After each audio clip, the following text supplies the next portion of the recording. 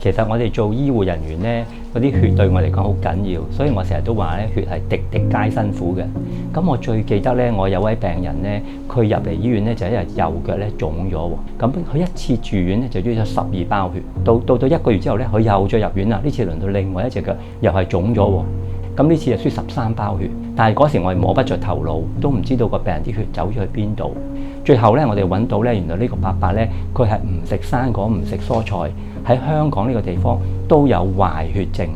原來喺香港咁文明嘅社會，都有一啲人咧，佢個經濟情況去到個地方係冇辦法可以食一啲新鮮蔬果，淨係食住罐頭為生。咁結果佢缺乏咗嚴重缺乏維他命 C 咧，好彩咧有咁多包血可以支援住佢，亦都俾醫生喺個盡快喺1個月至2個月時間咧破案。因為其實呢個病人嘅需要咧，唔係因為我哋忙就會冇咗噶嘛。如果我哋可以提供咗包血係幫到病人咧，一包血已經可以幫到3個病人咧，我覺得呢個係十分之值得做嘅嘢。